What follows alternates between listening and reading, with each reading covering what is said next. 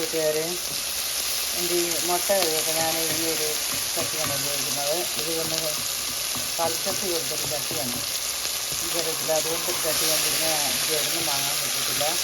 ഇത് പ്രത്യേകം വേഗം ചൂടാകിയത്, ചട്ടി വേഗം ചൂടാകുക. അതിലേക്ക് കൽച്ചട്ടി കൊടുത്തൊരു ടൈപ്പാണ്. ഇവിടുന്ന് ഞാൻ മേടിക്കുകയാണ്.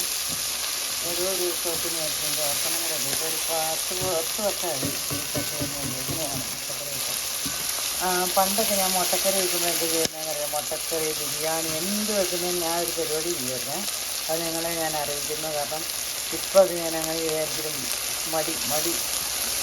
അന്ന് ചെറുപ്രായത്തിൽ ഞാൻ അതൊക്കെ സ്പീഡ് ചെയ്ത് കൊണ്ടുവരുന്നത്. അങ്ങനെയായിരുന്നു.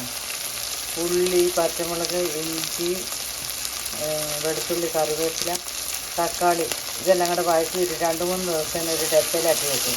അപ്പോൾ ഇറച്ചിയാണോ വെക്കുന്നത്, മീനിനും എല്ലാത്തിനും ഉപയോഗിക്കാമല്ലോ.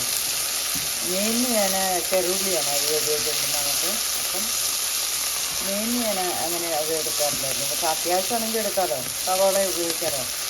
മീൻ ഇറച്ചി വെക്കണമെങ്കിൽ അങ്ങനെ, മുട്ടക്കറി വെക്കണമെങ്കിൽ അത് എന്തിനും ഈ ഒരു വെളുത്തുള്ളി ഇഞ്ചി പരിപാടി ഇല്ലാത്തൊരു പരിപാടി ഇല്ലല്ലോ. അപ്പോൾ അതൊരു നല്ലൊരു എളുപ്പവഴിയായിരുന്നു. നിങ്ങൾക്കും ആരെങ്കിലൊക്കെ പിള്ളേരൊക്കെ ഇതാണെങ്കിൽ ജോലിക്കും പോകണമെങ്കിൽ അങ്ങനെ ഒരു പരിപാടി നല്ലതാട്ടോ. വെളുത്തുള്ളി ഇഞ്ചിയും കറിവേപ്പിലയും എല്ലാതും കൂടെ വഴറ്റി അങ്ങോട്ട് 2-3 ദിവസം എടുത്ത് വെക്കുക. ഒട്ടും കേടാവത്തില്ല, കാരണം നമ്മൾ വെള്ളമൊന്നും ചേർക്കുന്നില്ലല്ലോ. അപ്പം നമുക്ക് സ്പീഡിൽ അതങ്ങ് എടുത്തിട്ടാൽ മതി. ഇത്രയും നേരം ഇളക്കി അത് വഴറ്റാൻ നിൽക്കണ്ടല്ലോ. വഴറ്റിയാണ് നമ്മൾ വെക്കുന്നത്. അപ്പം പെട്ടെന്ന് തന്നെ ചിക്കനൊക്കെ അങ്ങോട്ടിട്ട് സൂപ്പറായിട്ട് ഈസിയായിട്ട് പണി ചെയ്യുന്നുള്ളത്. അത് നല്ലൊരു ഐഡിയ ആയിരുന്നു. ഞാനിപ്പോൾ അത് ചെയ്യുന്നില്ല. ഒരു 5-10 വർഷമായിട്ട് അങ്ങനെയല്ല ഞാൻ ചെയ്യുന്നത്. പെട്ടെന്ന് തന്നെ ആയിരിക്കും അങ്ങോട്ട്. പിള്ളേരൊക്കെ ചെറുതായിട്ട് അറിവായല്ലോ. അപ്പം പിന്നെ പെട്ടെന്ന് ഫ്രഷായിട്ട് തന്നെ വഴറ്റി അവർക്ക് എന്താണോ ഇഷ്ടമെന്ന് വെച്ച് കഴിഞ്ഞാൽ ആ രീതിയിലേക്ക് മാറി. കാരണം കുഞ്ഞിലായിരുന്നപ്പം ഞാൻ എന്താണോ ഉണ്ടാക്കി കൊടുക്കുന്നത് അവർ കഴിക്കുമായിരുന്നു. ഇപ്പോൾ അവരുടെ ചോയ്സുകളായില്ലേ. അപ്പം എന്താണോ അവർക്ക് വേണ്ട ആ രീതിയിൽ പെട്ടെന്ന് തന്നെ ആയിരിക്കും ഉണ്ടാക്കി അങ്ങ് കൊടുക്കാൻ. ചിലപ്പോൾ ഒരു മുട്ട കഴിക്കത്തില്ല. അവർ 2 പേരും മുട്ടയോട് ഇത്ര താല്പര്യമില്ല. അപ്പോൾ പിന്നെ വേറെ എന്തെങ്കിലും ഉണ്ടാക്കേണ്ടി വരും. അപ്പോൾ പിന്നെ അന്നേരം തന്നെ കഴിക്കാനുള്ള പരിപാടി ഇപ്പം നടക്കുന്നത്.